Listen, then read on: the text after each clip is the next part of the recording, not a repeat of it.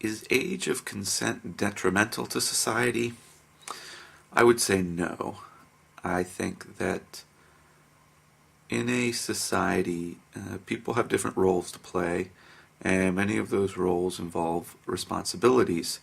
Responsibilities that you definitely don't want to give to children or that children simply can't have. So you need to have some point where you decide that someone is an adult and they can take on that responsibility. And I think the fairest way of doing it is to set up an arbitrary date, be it a birth date or be it, or even like, an arbitrary day of the year, which every kid in like a class, say, graduation day or something like that.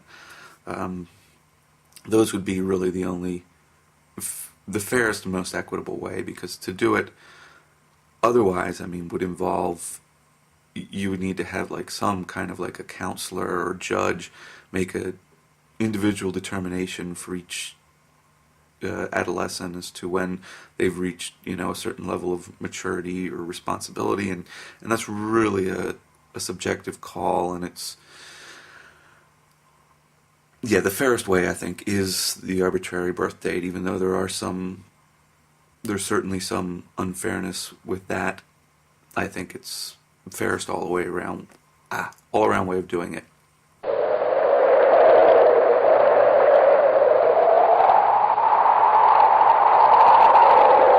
Difference between 60 seconds.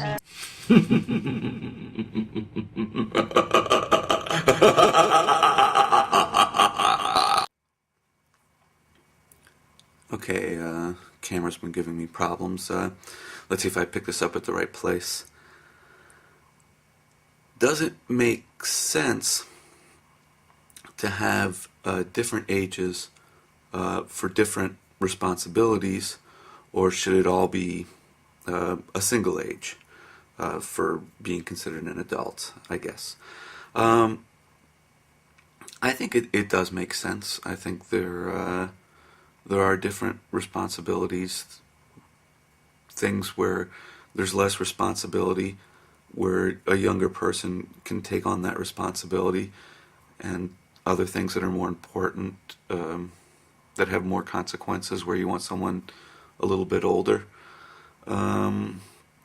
But I think that most of the disparity with the ages that we see today has more to do with historical reasons, or with just context and conditions.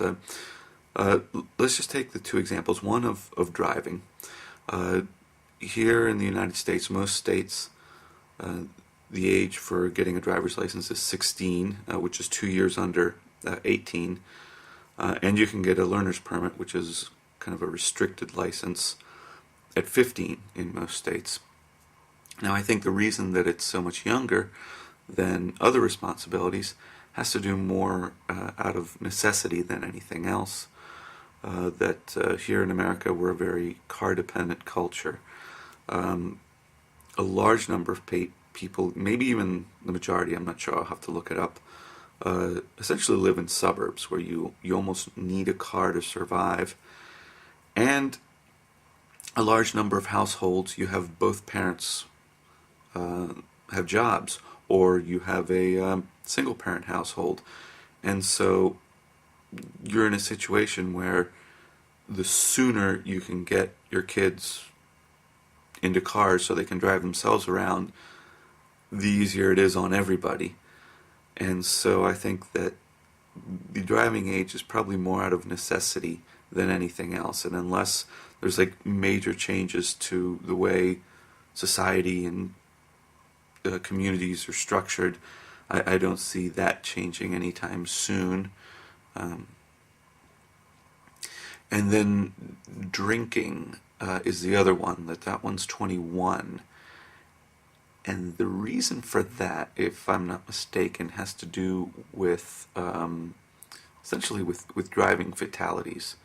That back when all the different states had their different drinking ages, they saw that the states that had the higher drinking ages tended to have fewer automobile fatalities, usually because of young people drinking and driving, I guess.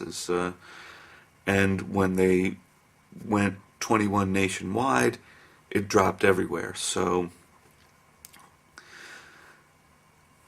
I personally think the drinking age should be 18. That's my opinion, but again, I don't see that changing at least anytime soon. It might eventually change, but the thing is that, yes, drinking age 21 does, statistically, it saves lives, and it's a very easy measure to implement to save lives. I mean, to try to do it other ways is going to cost more. It'll be more complex. It'll require more fundamental changes. I think it would be worth it, only because I think it's certainly unfair that someone can join the military but they can't drink. That to me is just